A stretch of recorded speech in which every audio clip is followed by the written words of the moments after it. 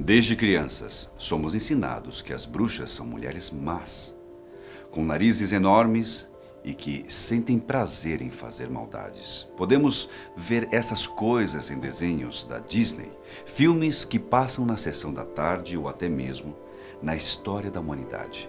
Sempre houve uma batalha entre pessoas que eram acusadas de bruxaria e a igreja. Antigamente, principalmente na época da Inquisição, mulheres consideradas bruxas eram perseguidas e mortas. Isso também aconteceu aqui no Brasil. E no vídeo de hoje, eu irei mostrar para vocês os casos de mulheres que morreram acusadas de bruxaria. Eu sou Uriel Martínez. Seja bem-vindo ao canal Fatos Desconhecidos.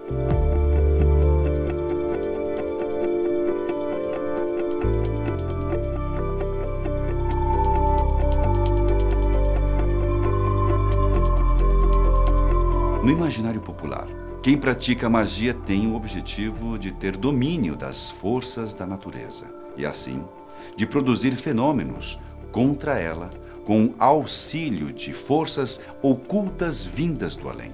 Algo que envolve muita superstição. Antigamente, a bruxaria era coisa do demônio. Feiticeiras faziam sexo e pactos com o diabo para conseguirem ter o que queriam. Bom, você pode discordar disso, mas é esse o pensamento que muitas pessoas tinham no passado. Esse pensamento trazia muitos problemas sociais, morais e religiosos. A população tinha medo das bruxas e dos magos, que faziam feitiços para prejudicar pessoas, matar animais, conseguir amor ou desamor, morte, cegueira, doença e coisas do tipo. O resultado? As pessoas que estavam supostamente ligadas à bruxaria eram queimadas vivas. No Brasil, durante o século XVI, muitas pessoas foram acusadas de bruxaria. Até mesmo quem tinha a sabedoria da medicina natural corria o risco de ser considerada bruxa. Mas então, que tal começar a falar das mulheres que foram mortas por serem consideradas bruxas no Brasil? A primeira vítima que vou citar hoje se chamava Mima Rinardi. Mima Rinardi foi uma suposta bruxa franco-brasileira, sendo a vítima mais conhecida no Brasil no período da caça às bruxas. A francesa, que tinha vindo para o Brasil, morava em São Paulo. Mima era uma mulher muito bela e cobiçada pelos homens. Porém, ela era casada com René Renardi. Os homens da cidade achavam Mima uma mulher maravilhosa e resolveram que precisavam dar um jeito no seu marido para que ela pudesse ficar livre. Segundo contam as histórias, René Renardi foi morto e Mima se tornou uma viúva de situação financeira difícil.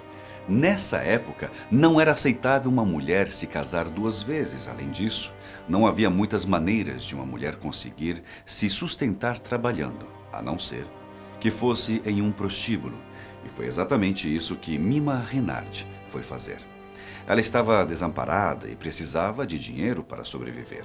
Depois de ir morar em um prostíbulo, os homens que tinham planejado o assassinato do marido de Mima ficaram muito felizes, até porque tinham conseguido o que eles tanto queriam. O fato de Mima ter ido para um prostíbulo pode até ter agradado os homens, mas suas esposas não gostaram nada dessa ideia. A presença de Mima incomodava as outras esposas e elas não aceitavam que uma prostituta tão bela chamasse a atenção de seus maridos. Foi então que começaram as perseguições. Muitas pessoas começaram a acusar Mima de bruxaria e de estar enfeitiçando os homens da cidade. Seus feitiços deixavam os homens completamente apaixonados e fascinados por tanta beleza. Nesse tempo, a igreja tinha um grande poder no Brasil e seguia as leis portuguesas. Diante dessas acusações, Mima Rinardi foi julgada e considerada uma bruxa. Com isso, sua sentença foi ser executada em praça pública. Ela foi queimada viva em uma fogueira na cidade de São Paulo, em 1692. Outra mulher que foi considerada bruxa no Brasil se chamava Maria da Conceição, também moradora da cidade de São Paulo. Maria da Conceição foi outra vítima do movimento da caça às bruxas, mas desta vez no ano de 1798. Lembra quando eu citei que as mulheres que tinham o conhecimento da medicina natural eram consideradas bruxas? Pois é, esse foi o caso de Maria da Conceição. Ela sabia muito bem como utilizar ervas medicinais. Sua fama na cidade era de que ela conseguia curar enfermos usando plantas, algo normal nos dias de hoje. Contudo, nessa época, essa era considerada uma prática sobrenatural. A partir das plantas, ela conseguia preparar medicamentos que curavam pessoas doentes, sendo um ótimo recurso para a época, já que as pessoas tinham pouco conhecimento sobre a medicina. Porém, um padre da região chamado Luís não via as práticas de Maria da Conceição com bons olhos, até porque nesse tempo tudo que não podia ser explicado pela igreja era algo suspeito. O padre Luís criticava o uso da medicina natural de Maria da Conceição e um dia depois de terem um desentendimento, o padre resolveu fazer algumas acusações contra esta mulher. O que era um pequeno desentendimento se tornou um grande alvoroço. O padre resolveu denunciar Maria da Conceição por bruxaria e heresia. E mais uma vez, seguindo as leis de Portugal, Maria da Conceição foi julgada pela justiça. A lei portuguesa, como eu já citei anteriormente, era contra a feitiçaria e isso foi usado contra a suposta bruxa no seu julgamento. Maria da Conceição foi julgada e condenada à morte na fogueira. Viram como a ignorância pode levar as pessoas a cometerem atos de crueldade? Mas se acalmem, que eu estou apenas começando. Esses são alguns dos casos de pessoas que foram executadas por supostamente serem bruxas. Agora eu vou contar o caso de 3 mulheres que foram acusadas de feitiçaria no mesmo ano. Ursulina de Jesus. Era uma brasileira que morava na cidade de São Paulo no ano de 1754. Sua história é um pouco diferente das outras. Um pouco mais trágica, na minha opinião. Ursulina era casada com um homem chamado Sebastiano de Jesus. Os dois passaram um bom tempo juntos, mas pelo fato do casal não conseguir ter filhos, Sebastiano começou a pensar que isso poderia ser algum tipo de bruxaria vinda da parte de sua esposa. Sebastiano então começou a dizer que Ursulina tinha feito um feitiço para deixá-lo estéril. Ele afirmava que sua esposa tinha roubado toda a sua virilidade e que por isso eles não conseguiam ter filhos. O resultado? Vocês já devem imaginar. As leis de Portugal ainda regiam o Brasil e por essa questão Ursulina foi julgada. O fato mais revoltante de toda essa história é que a amante de Sebastiano testemunhou contra ela, o que custou a sua vida. Ela foi condenada à execução em praça pública. Ursulina foi mais uma mulher queimada viva na fogueira. Depois de sua morte, Sebastiano de Jesus se casou com a sua amante e formou uma nova família. Porém, não existem informações se ele conseguiu ou não ter filhos. Você também ficou revoltado? Muitas pessoas comentam que Sebastiano suspeitava que era estéril, mas que fez tudo isso para ficar livre e se casar com sua amante. No mesmo ano, houve também a acusação de 2 outras mulheres, mas não temos notícias se elas foram executadas.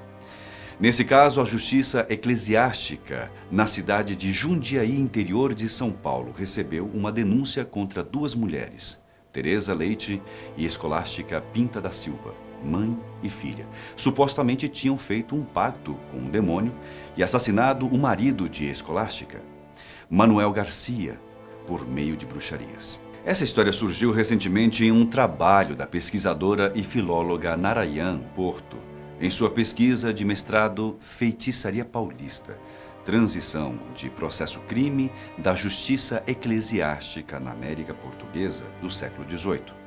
Tal pesquisa foi apresentada na Faculdade de Filosofia, Letras e Ciências Humanas da USP. E foi feita a partir de análises de manuscritos originais encontrados na Cúria Metropolitana de São Paulo. Os manuscritos versam sobre um processo de crimes envolvendo as 2 mulheres. Infelizmente, não se sabe o destino dessas 2 acusadas, mas provavelmente elas foram parar na fogueira. E para finalizar o nosso vídeo de hoje, vamos a um caso muito recente que nos faz pensar o quanto uma notícia falsa pode custar a vida de uma pessoa. Fabiane Maria de Jesus. era uma dona de casa de 33 anos que foi morta no dia 5 de maio de 2014. Só que no seu caso não houve envolvimento de Portugal e nem da igreja. Fabiane simplesmente foi espancada até a morte por moradores de Guarujá, no estado de São Paulo. Surgiu um boato na internet com um retrato falado que rapidamente se espalhou pelas redes sociais. O boato dizia que uma mulher estava sequestrando crianças para realizar rituais de magia negra. Junto ao boato estava um retrato falado de uma mulher que se parecia muito com Fabiane, porém, tudo não passava de fake news. O retrato falado desta mulher tinha sido feito por agentes da Polícia Civil do Rio de Janeiro por conta de um crime que havia acontecido há 2 anos antes do assassinato de Fabiane. Foi então que no dia 3 de maio de 2014, Fabiane ofereceu uma fruta para uma criança que estava na rua. A mãe da criança viu a cena e confundiu Fabiane com a mulher do retrato falado, que circulava pela internet. E isso gerou um processo de fúria entre os moradores da região. Fabiane Maria de Jesus, mãe de 2 crianças, foi espancada até a morte por mais de 100 pessoas. Depois de ser linchada, muitas pessoas afirmaram que Fabiane segurava um livro preto, o que supostamente seria um livro de magia negra. Mas a verdade? Fabiane segurava nada mais que uma Bíblia da capa preta, que nada tinha a ver com magia negra. Esses foram apenas algumas histórias. Casos de pessoas sendo mortas por serem acusadas de bruxaria eram algo comum, tanto que é possível encontrar uma página do Wikipédia com dezenas de nomes de pessoas que foram executadas por supostamente serem bruxas. Para mim, esses fatos só reforçam a ideia de que a ignorância cega as pessoas, fazendo com que elas cometam barbaridades. Bom, este vídeo chega ao seu fim, mas com certeza iremos nos encontrar no próximo vídeo da Fatos Desconhecidos. Um forte abraço para todos vocês.